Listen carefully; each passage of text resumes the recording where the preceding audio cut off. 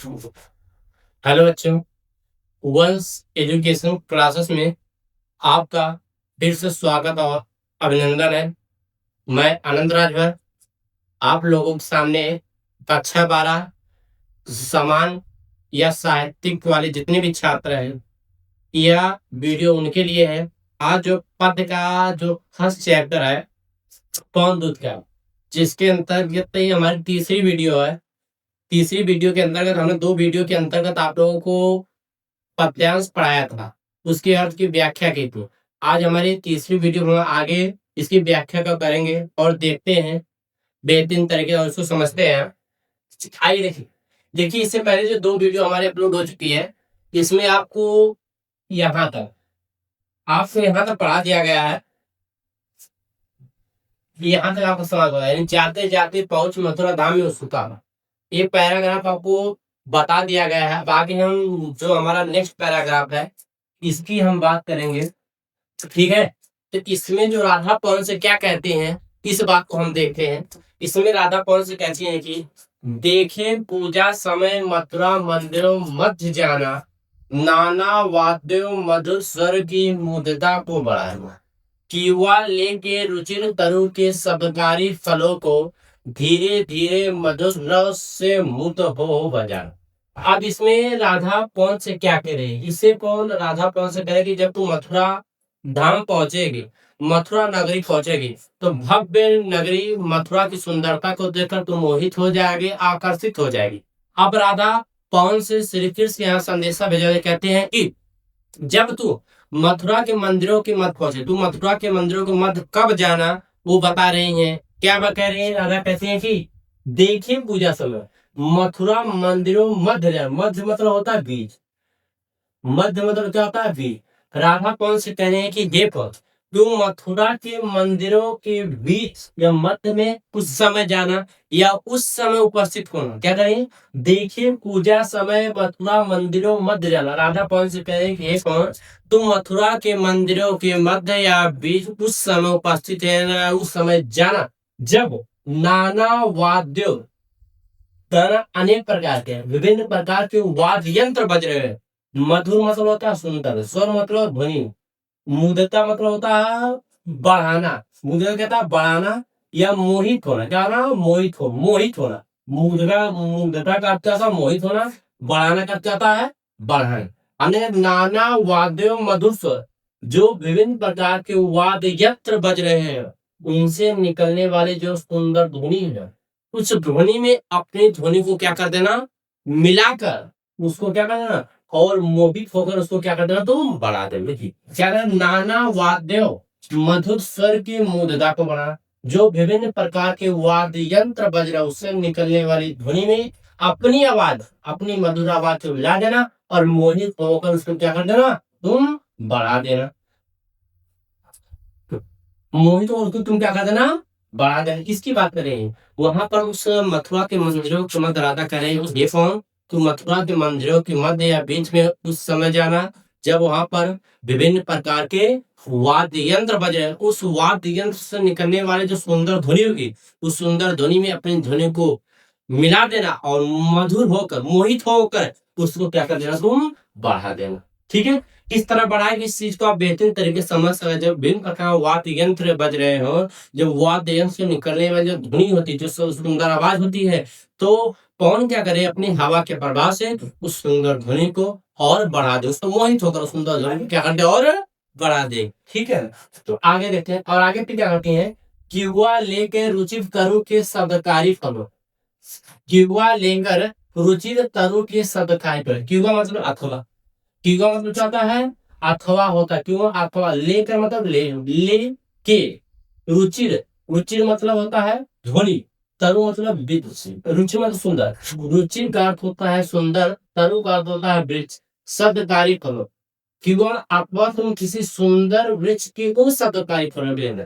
किवा मतलब अथवा, लेके रुचिर, रुचिर तरु के, रुचि मतलब सुंदर, तरु मतलब वृक्ष के शब्दकारी, अथवा तुम उस वृक्ष के किन्हीं शब्दकारी फलों को लेना और धीरे धीरे मधुर सुंदर ध्वनि से मुग्ध होकर मोहित होकर बजा देना। और राधा क्या करे, अथवा तुम किसी वृक्ष के उन शब्दकारी फलों को लेना, उन शब्दकारी फलों को लेना जो सुंदर ध्वनि करते हो, और मोहित होकर तुम क्या कर देना, बजा देना। इस बात को समझे राजा कैसे कहने की, अथवा किसी शब्दकारी फलों को लेने का क्या तात्पर्य है। अर्थात तुम किसी उस वृक्ष के ऐसे फल देना जिस वृक्ष के जो फल सूख गए हैं, जो बीज इसमें केवल हो, जब हवा चलती है, जब फल हिलते हैं ना, तो उसमें जो बीज होते हैं वो ध्वनि करते हैं। तो ऐसे वृक्ष के उन फलों को लेने के लिए यहाँ पर राधा कह रही है, देखिए कह रही है कि वह लेकर रुचिर तरु के शब्दकारी फलों को धीरे धीरे मधुर रस से मुग्ध कर, अथवा तुम किसी वृक्ष के, किसी सुंदर वृक्ष के उन शब्दकारी फलों को लेना और मधुर धीरे धीरे, मधु मतलब सुंदर ध्वनि से मुग्ध होकर, मोहित होकर बजाते हैं। इस तरह जब तुम करोगे तो श्री कृष्ण को कहीं मेरी याद आती रहेगी, तो वहां पर श्री कृष्ण के आभास हो जाएगा कि राधा की उपस्थिति वहां पर है। ये जो है राधा कौन सा अपना संदेशा भेजते बता रहे, किस समय भव्य नगरी मथुरा की सुंदरता के बारे में बता रहे। इस पैराग्राफ में अब जो राधा मथुरा में जो भव्य मंदिर है, जो सुंदर मंदिर है, वहां पर जो पूजा रहे उसकी विशेषता बता रहे, वहां पर तुम कैसे प्रवेश करोगे, वहां पर तुम कब पहुंचोगी, ये बारे में बता रहे हैं। ठीक, अब आगे जो हमारा अगला पैराग्राफ है, इस पैराग्राफ में अब राधा क्या होगा। अब देखिए जो नेक्स्ट हमारा पैराग्राफ है, इसमें राधा जो है श्री कृष्ण की सुंदरता के बारे में बता रहे हैं, उनके नेत्र के बारे में बता रहा था, उनकी सुंदरता का यहाँ पर वर्णन करते हुए बता रहे हैं कि श्री कृष्ण सब दिखेंगे कैसे। श्री कृष्ण जब वहां पहुंचेगी श्री कृष्ण के पास, वो दिखेंगे कैसे, तुम पहचानोगे कैसे, क्या कहें, तू देखेगी जलद तन को जा वहीं तद गता हो, होंगे लोने नैन उनके ज्योति उत्कीर्णकारी, मुद्रा होगी वर वदन की मूर्ति सी सौम्यता की, सीधे साधे वचन उनके सिक्त होंगे सुदस्ते। तू देखेगी जलद, जलद का अर्थ होता है बादल, जलद का अर्थ क्या होता है, बादल। तन मतलब होता है शरीर, तन का अर्थ क्या होता है, शरीर। तू देखेगी जलद तन को जा वहीं तत् गता, तत् मतलब वहां, गता मतलब पहुंच गया, तद इसको हम कहते दत्त मतलब वहां, गता मतलब पहुंच गया,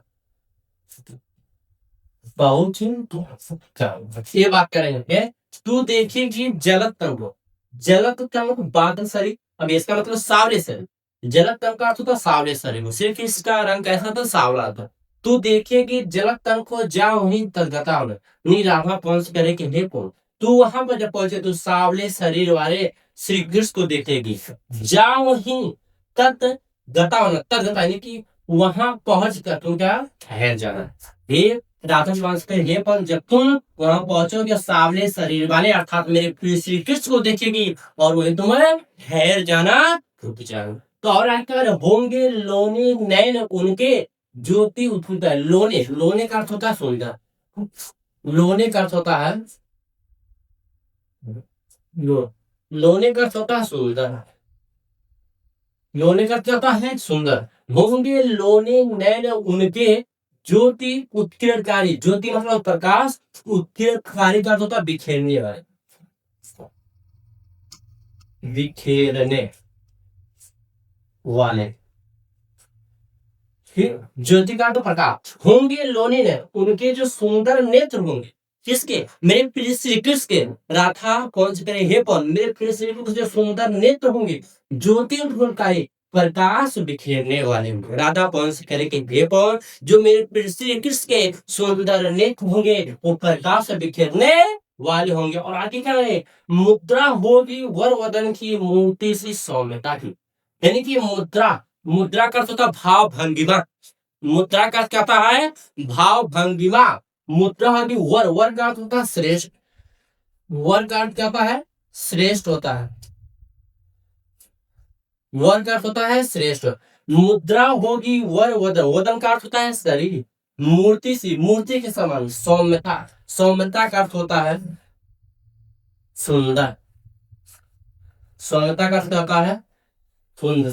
मुद्रा होगी वर, उनके श्रेष्ठ शरीर की जो भाव भंगिमा हो, मुद्रा होगी वर वदन की, उनके श्रेष्ठ शरीर की जो भाव भंगिमा होगी वह मूर्ति के समान सुंदर हो, वह मूर्ति के समान क्या होगी, सुंदर होगी। राधा पंच करेगी भेप, मेरे प्रिय श्री कृष्ण के श्रेष्ठ शरीर की जो भाव भंगिमा होगी वह मूर्ति के समान कैसे होगी, सुंदर होगी। और क्या सीधे साधे वचन उनके सिक्त होंगे सुधा। सुधा का अर्थ होता है अमृत। सुधा का अर्थ क्या होता है, अमृत होता है। करें सीधे साधे वचन उनके सिक्त होंगे सुधा से। उनके जो सीधे, उनकी जो सरल वचन होगी वह अमृत के समान सिंचित क्यों होंगे, अर्थात अमृत के समान होंगे। अर्थात उनके मुख से निकलने जो वाणी होगी वो अमृत से सिंचित की हुई होगी, अमृत से परिपूर्ण होगी। देखिए सीधे साधे, सीधे साधे या फिर सीधे साधे, ये देखिए गलत है। सीधे साधे वचन उनके सिक्त होंगे सुधा से।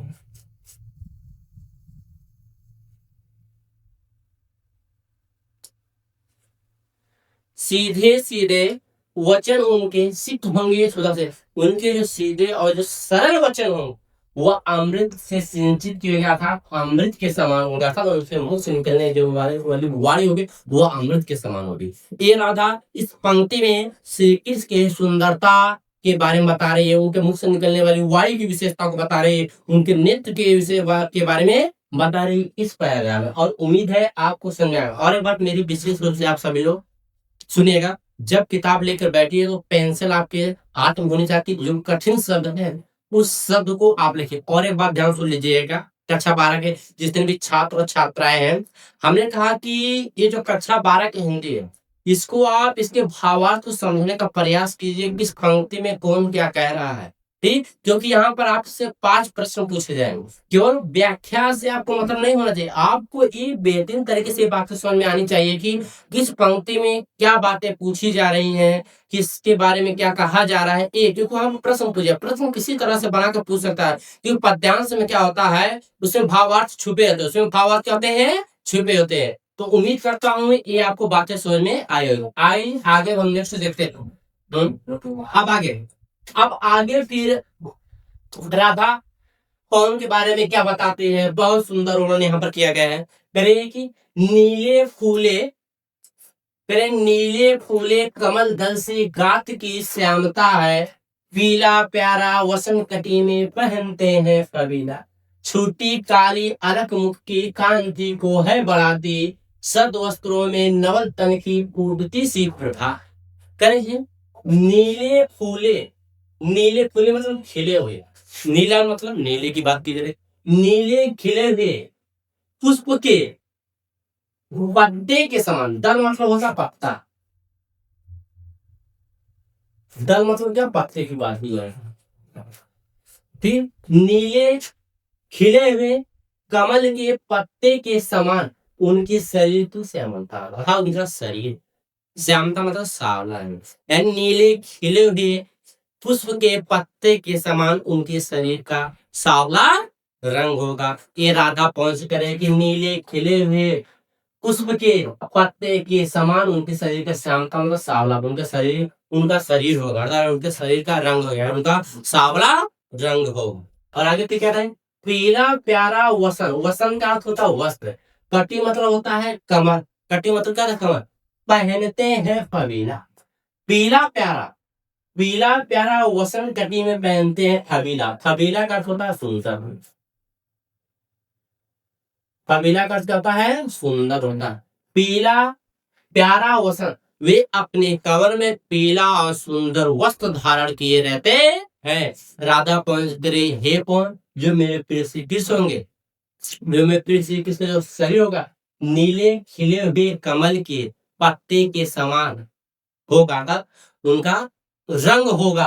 और कह रहे हैं वे अपने कमर में पीला और सुंदर वस्त्र धारण किए होंगे। और आगे कह रहे हैं छोटी काली अलग मुख की कांति को बढ़ाती, कांति मतलब प्रकाश, शोभा, कांति की हम बात करते हैं, जो कांति शब्द है, कांति मतलब शोभा हो, कांति मतलब क्या होता है, उनकी शोभा हो। छोटी काली, काली अलग, अलग जो दिया है ना, अलग का अर्थ होता है लटा, अलग, अलग का अर्थ होता है लटा रो। करें छोटी काली अलग मुख की कांति को, उनके छुटी मतलब छुटी हुई काली मतलब काली, अलग मतलब लटा। उनके बालों की जो खुली लटा हो, उनके बालों की जो खुली लटा हो, उनके मुख की शोभा को बढ़ा रही। लता शब्द कहने का तात्पर्य होता है, ध्यान से, और बच्चे नहीं समझते, बच्चे इस बात को बहुत बेहतरीन तरीके से समझ सकते हैं। आज का फैशन है, मैं किसी की भावनाओं को ठेस पहुंचाना नहीं, जो आज की बात है, जो आज की युवा पीढ़ी उस चीज को देखते हुए बता रहा हूँ कि आज का फैशन है कि कोई कितनों ही ब्यूटी पार्लर कहीं चला जाए, ये चीज आप कॉमन बात देखते होंगे बच्चे में। कुछ भी हो जाए, सबकी बात मैं यहाँ पर नहीं कर रहा हूँ, कुछ भी हो जाए उसमें देखिए तुरंत बार कर, लेकिन 2 बार की भी ये लटका लेते हैं, उसी को लटा बोलते हैं, उसी क्या बोलते हैं, लटा बोलते हैं। ठीक वही बात इसमें कर रहे हैं कि छोटी काली अलग मुख की कांति, उनकी जो छोटी ही बालों की जो अलग जो लटाएं है, उनके मुख की शोभा को क्या बढ़ा रही है। असद वस्त्रों में नवल तन की खूबती सी परमा। सद वस्त्रों में, सद वस्त्रों मतलब सुंदर वस्त्रों, क्या सुंदर वस्त्रों, सुंदर वस्त्र, सद वस्त्रों में, सुंदर वस्त्र में, नवल मतलब नवीन, तन मतलब शरीर की फूर्ति सी प्रभा होगी। प्रभा यानी कि उनके सुंदर वस्त्रों में उनके शरीर की जो प्रभा प्रकाशित होगी। जो उनके सुंदर वस्त्रों में उनका जो नवीन शरीर होगा वो प्रकाशित हो रहा है। क्या सुंदर वस्त्रों में उनका जो नवीन शरीर होगा वह क्या प्रकाशित हो रहा होगा। ये राधा पवन से कह रही हैं। बात उम्मीद है यहाँ तक आप सभी को बातें समझ में आ गई होगी। अब आगे चलते हैं। अब आगे राधा कौन से क्या कहती है देखिएगा। कहती है, साचे ढाला सकल वपु में है दिव्य सौंदर्यशाली, सत पुष्पों सी सुरभि उनकी प्राण संपोषिका है। दोनों कंधे वृषभ वर्ष से है बड़े ही सजीले, लंबी बाहें कल्प कर सी शक्ति की पीड़िका। मेरे साचे ढाला, साचा मतलब समझते हो, एक साचे अंदर एक आकार दे देना। जैसे कि आप लोगों ने मूर्ति देखी होगी, नवरात्रि का दिन आ रहा है, उस नवरात्रि में मूर्ति को एक आकार दे दिया रहा है, एक सुडोल शरीर वाला, कह सकते हैं। साचे ढाला सकल मतलब होता है संपूर्ण, सकल का अर्थ होता है संपूर्ण। साचे ढाला सकल वपु मतलब होता है शरीर, दिव्य मतलब होता है अलौकिक, सौंदर्यशाली में सुंदरता शरीर, उनका जो संपूर्ण शरीर होगा अलौकिक सुंदरता से परिपूर्ण, उनका जो संपूर्ण शरीर होगा अलौकिक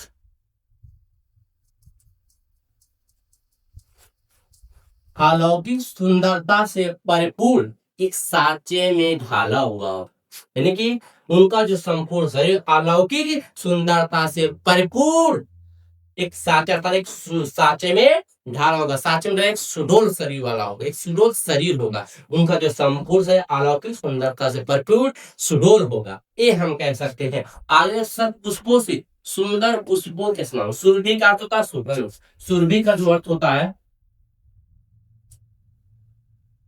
सुरभि, सुरभि का अर्थ होता है सुगंध, सुरभि का अर्थ होता है सुगंध। प्राण संपोषिका, प्राण का प्राण, संपोषिका, संपोषिका का पोषण करने वाली, पोषण करने वाली। ठीक है, सब पुष्पों से, सुंदर पुष्पों की सुगंध के साथ, अर्थात उनका जो अलौकिक, जो उनका अलौकिक जो शरीर होगा सुंदरता से भरपूर एक साचे में ढाला हुआ, अगर उसी की बात करें, सब पुष्पों से, सुंदर पुष्पों की सुगंध के साथ प्राण संपोषिका होगी, अर्थात प्राणों को पोषण करने वाली होगी, अर्थात प्राणों को पोषण करने वाली, अर्थात मन को आनंदित करने वाली, सुंदर पुष्पों की सुगंध के समान प्राणों को पोषण करने वाली होगी, अर्थात मन को आह्लादित करने वाली, मन को आनंदित करने वाली हो। बात समझे, अर्थात उनका जो अलौकिक सुंदरता से भरपूर जो उनका संपूर्ण शरीर साचे में ढाला, उसकी बात कर रहे हैं कि सुंदर पुष्पों की सुगंध के समान प्राणों को पोषण करने वाली होगी, अर्थात मन को आह्लादित करने वाली होगी, मन को प्रसन्नचित करने वाली होगी। और करें, दोनों कंधे वृषभ वर्ष से है बड़े ही सजीले, दोनों कंधे, इन दोनों कंधे वृषभ, वृषभ मतलब होता है बैल, वर मतलब श्रेष्ठ, इनके जो दोनों कंधे होंगे श्रेष्ठ बैल के समान, सजीले, सजीले का अर्थ होता है सुंदर, उनकी जो दोनों कंधे उनके श्रेष्ठ बैल के समान सुंदर प्रतीत हो रहे हैं। उनके जो दोनों कंधे हैं श्रेष्ठ बैल के समान सुंदर प्रतीत हो रहे हैं। और आगे क्या, लंबी बाहें कलप कर सी शक्ति की पेटिका है। पेटिका का होता पिटारी अर्थात डंडा। लंबी बाहें, जो उनकी लंबी बाहें मतलब भुजाएं, जो उनकी लंबी भुजाएं होगी। कलब कर सी, कलब कर का अर्थ होता है हाथी, हाथी का छोटा बच्चा। कलब कर का अर्थ था हाथी के छोटे बच्चे के सूंड के समान। हाथी कलब कर, कलब मतलब हाथी का छोटा बच्चा, कर मतलब हाथ, हाथ मतलब यहाँ से हम सूर से ले, हाथी के छोटे बच्चे के सूर के समान शक्ति की पेट का, शक्ति की अपार भंडार होगी। शक्ति की क्या होगी? अपार भंडार। लंबी बाहें कलब कर सी शक्ति की पेटिका होगी। अर्थात राधा यहाँ कौन सी कह रही है कि हे कौन, जो मेरे प्रिय श्री कृष्ण है, मेरे प्रिय श्री कृष्ण लंबी बुझाए है। कलब मतलब होता हाथी का छोटा बच्चा, कर मतलब हाथ होता है, यानी कि हाथ हम यहाँ पर नहीं लेंगे। हाथी के छोटे बच्चे की सूर समय, उनके जो लंबी बुझाए होंगे हाथी के छोटे बच्चे के सूर के समान शक्ति की पेटिका, पेटिका मतलब भंडार या पिटारी जिसको कहते हैं, शक्ति की अपार भंडार हो। उम्मीद करता हूँ आपको यहाँ तक बातें अच्छे से समझ में आ गई। आइए हम लास्ट पैराग्राफ चलते हैं आज के सेशन में। इस लास्ट पैराग्राफ की हम व्याख्या करेंगे। इस लास्ट पैराग्राफ में राधा पवन से अपना संदेशा भिजवाते हुए क्या कहती हैं, राजाओं सा सिर में लसा दिव्य आपीर्ण होगा, शोभा होगी उभय श्रुति में सुर के कुंडलों की, नाना रत्नाकरित भुज में मंज केयूर होंगे, मोती माला लसित उनका कम्बुसा कंठ। यहाँ पर बहुत सुंदर वर्णन किया गया है। यहाँ पर देखिए श्री कृष्ण की सुंदरता का बहुत ही सुंदर चित्रण किया गया है। फिर राजाओं सा, राजाओं सा मतलब कि सासी से पे समान जो शब्द आ जाए वहां पर उपमा अलंकार होता है। राजाओं सा सिर पर, लसा मतलब होता है सुशोभित होना, लसा का क्या होता है? सुशोभित। आप पेंसिल लेकर अर्थ वहां पर लिखते रहिएगा। राजाओं के समान सिर पर, लसा मतलब सुशोभित, दिव्य मतलब होता अलौकिक, अपीड़ का होता है मुकुट, अपीड़ का क्या होता है? मुकुट होता है। अर्थात राजाओं के समान उनके सिर पर एक सुंदर मुकुट सुशोभित हो रहा होगा। किसके? राधा पंच के मेरे जो प्रिय श्री कृष्ण है उनके सिर पर राजाओं के समान एक सुंदर मुकुट सुशोभित हो रहा होगा। और शोभा होगी उभय श्रुति में सुर्ख कुंड। उभय मतलब होता दोनों, श्रुति मतलब होता कान, और बात श्रुति का अर्थ वेद भी होता है, श्रुति का अर्थ सुनना भी होता है। यहाँ श्रुति का अर्थ यहाँ कान से लिया जाएगा। क्या? वो शोभा होगी उभय, उभय मतलब दोनों, श्रुति मतलब कानों में, स्वर के कुंडलों, उनके दोनों कानों में सोने के कुंडल क्या सुशोभित हो रहे हैं। किसके? श्री कृष्ण की बात कर राधा कौन से करे अपना संदेशा भेजवाते, इस बात को विशेष ध्यान रखें। किस पंक्ति में कौन किससे क्या करा, प्रश्न को घुमा फिरा कर पूछा जाएगा। यानी कि शोभा होगी वह श्रुति में उनके दोनों कानों में सोने के कुंडल सुशोभित हो रहे हैं। नाना रत्नाकरित भुज में मंज किए होंगे, इनके नाना मतलब विभिन्न, रत्नाकरित में रत्नों से जड़ित, भुज मतलब भुजाओं में, मंजू का अर्थ होता है सुंदर, मंजू का अर्थ कहता है सुंदर, मंजू का अर्थ कहता है सुंदर। मंजू केऊ, केऊ का अर्थ है बाजूबंद, केऊ का अर्थ कहता है बाजूबंद, जो औरतें अपने हाथ में धारण करती है। अधिकांशतः जो औरतें होंगी इस बात को, जो बच्चे होंगे इस बात को बेहतरीन तरीके से समझे। केऊ मतलब बाजूबंद, जो यहाँ पर धारण किया जाता है उसको बाजूबंद कहते हैं, जो औरतों के श्रृंगार में प्रयुक्त होता है। नाना रत्न के विभिन्न प्रकार के रत्नों से जड़ित, वे अपनी भुजाओं में बाजूबंद धारण किए होंगे, अर्थात मेनी टाइप्स ऑफ ज्वेलरीज। इस चीज को आप कहेंगे बहुत बेहतरीन तरीके से, इस बात को आप समझ सकते हैं। क्योंकि इंग्लिश जो होती है कहीं कहीं इंग्लिश का जो प्रयोग करते हैं सुनने में बातें समझ में आ जाए अच्छे से। आपको ये बातें याद है, सर जी ने इसी तरह कहा था, तो आप जीवन में कभी नहीं भूलेंगे, इस बात को मेरी याद रखिएगा। हमने क्या कहा? मेनी टाइप्स ऑफ ज्वेलरीज, विभिन्न प्रकार के रत्नों से जड़ित, वे अपने भुजाओं में बाजूबंद धारण किए होंगे। मोती माला, मोतियों की माला से लसित का तथा सुशोभित, मोती माला, मोतियों की माला से लसित तथा सुशोभित। उनका कंबु, कंबु का अर्थ होता है संग, कंबु का अर्थ होता है, कंबु का अर्थ होता है संग, मोतियों की माला से सुशोभित, संग के समान होगा क्या? कंठ, कंठ का अर्थ होता है गला। अर्थात आप लोगों ने देखा होगा श्री कृष्ण अपने गले में मोतियों की माला से सुशोभित एक कंठ धारण किए रहते हैं, अर्थात एक मोतियों का माला अपने गले में धारण किए रहते हैं, जिससे उनके शरीर की सुंदरता में चार चांद लग जाता है। उम्मीद करता हूँ यहाँ तक आप सभी को बातें बेहतरीन तरीके से समझ में आई होगी। फिर भी आप कोई सुझाव देना चाहते हैं? आपका सुझाव सर आँखों पर। आज के लिए इतना ही, धन्यवाद।